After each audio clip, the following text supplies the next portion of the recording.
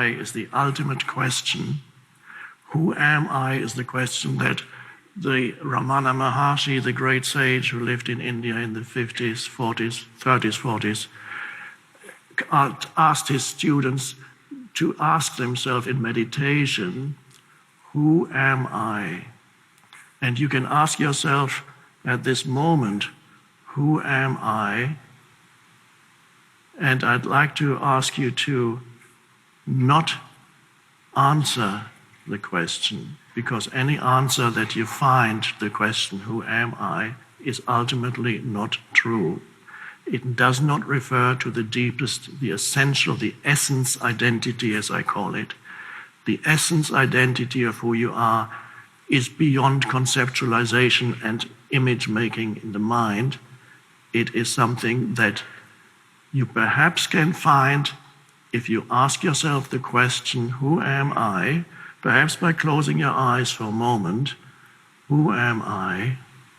And refrain from answering the question or even looking for some conceptual answer. But what do you end up with when you ask yourself, who am I? And there's a silence after the question. There's a silent space within you after the question, who am I?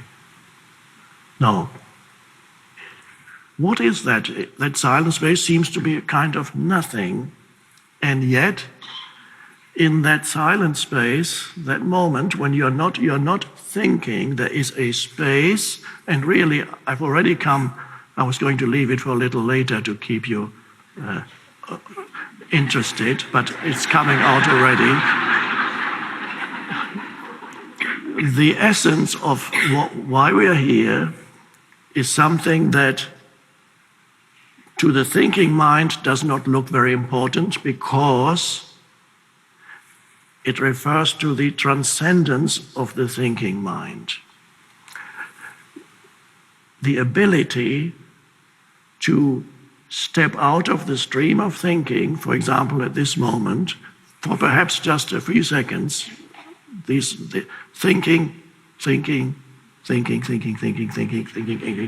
and you go suddenly, shh. What is left after you ask yourself, who am I, is a space of presence that you cannot define in words or concepts. There is only a sense of beingness or aliveness, and even those words already distort it. Any word that you use distorts it. But there remains a sense of presence, and that is the ultimate thing that is beyond any doubt in this world. Everything you can doubt. You can doubt whether this moment here is real, and you can say, maybe, because you don't know for sure, and I don't know for sure, maybe we are dreaming this, or maybe I am dreaming this. Maybe I am dreaming that I'm sitting on stage talking to people about the fact that I may be dreaming. Or maybe you are dreaming that you are listening to this man on a chair that tells you that maybe you are dreaming. Nobody can prove that you are not dreaming. And many philosophers have looked into that question for thousands of years. Is life like a dream? And in some ways it is. I'm not saying it is a dream or it isn't. But in some ways it is a dream, because everything dissolves very quickly like a dream. It is, as the Buddha said, impermanent, or everything is in flux. Nothing lasts. Tomorrow morning you may wake up, and perhaps for a few seconds you might not know whether the previous night, whether you dreamt this evening with Eckhart or yourself, or whether it actually happened. For a few seconds you go, And is there such a huge difference? Okay, so let's just consider the possibility that this may be a dream, and your entire life experience may be a kind of dream. And in some ways it is, but let's put that aside.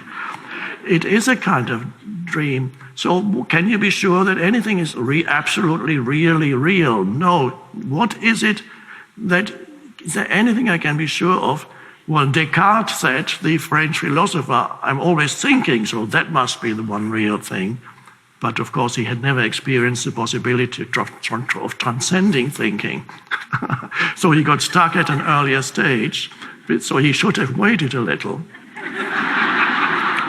investigated a little bit further and deeper, and then he would have come to the realization that there is, in fact, one thing that is beyond any doubt about your reality or who you are. Because everything may be a figment of your imagination, and for many people their personality is a narrative that's a kind of fiction. Lots of things are invented that actually didn't quite happen like that, but that's the story I'm telling myself. And then if you've told the story to yourself, after a while you can't tell the difference anymore between fiction and reality. So that is that. What is it then that's beyond any doubt, that you cannot doubt, even if it's a dream? Even if it's a dream, there must be a consciousness in which the dream appears. Otherwise, there would be no dream. There must be a light of consciousness in which the dream is realized. There must be a you, a deeper you, that enables the dream to be, just as there's a deeper you that enables this to be. If it is a dream or not, no longer matters. Now, what is that? The one fact that is beyond any doubt, and that fact is, I am conscious. You cannot doubt that. Whatever you may be perceiving may be a dream, but even then there needs to be a consciousness in which the dream is being perceived. And even to say I am conscious is already a distortion created by language, because that still seems to imply that there's a kind of duality. There is an I that is conscious, like it's an added on to the I am conscious. So let's change that, and a more accurate way of putting it would be, I am consciousness. That is beyond doubt. Whatever appears in the light of consciousness is a flux, a continuous coming and going, arising and subsiding, the play of the phenomenal play of the world. And of course, we are beginning to learn that there is a relationship between consciousness and what consciousness perceives. There isn't a world out there separate from the consciousness. The act of perception kind of creates the world. The consciousness creates the world. This table here is a table because and you are perceiving it.